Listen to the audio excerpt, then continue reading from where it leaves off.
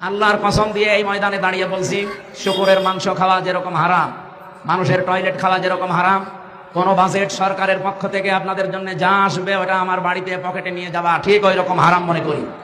আসসালামু আলাইকুম রহমতুল্লাহ। দিল তো যা আমির হামজা সাহেব আবার ফেস লাগাই দিল। এখন কি বলবেন? যে বলছে দুর্নীতির টাকা যার পেটে যাবে, এটা হলো শুকুরের মাংস খাওয়া যেমন হারাম, এটাও খাওয়াও হারাম। আবার উনি কি বলছে যে যদি 1 টাকা সরকারের বরাদ্দ ওনার সংসারে যায় তাহলে এটা শুকুরের মাংস যাবে।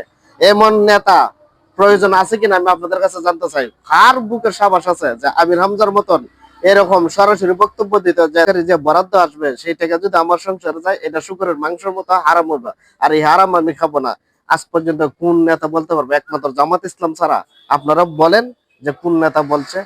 আমার প্রশ্ন হলো, আপনারা ভোট যারা বলছে তারা দেন। আমি কোনো ব্যক্তির বলবো ভোট দিতে, যে আপনি কি মার্কা থেকে ভোট দিবেন না, আপনি ব্যক্তি থেকে ভোট দিবেন, যে সেই ব্যক্তি কি আপনার এলাকার যোগ্য আছে কি নাই এটা দেখে আপনারা ভোট দিবেন। মার্কা দেখে নয়, ব্যক্তি দিকে ভোট দিবেন। যদি শান্তিতে থাকতেছেন, আপনার এলাকার জন্য কে সঠিক আর কে বেঠিক এটা আপনার চাইতে ভালো আমি বুঝবো না। তাই আপনাদের কাছে প্রশ্ন একটাই, মার্কা নয় ব্যক্তি চাই।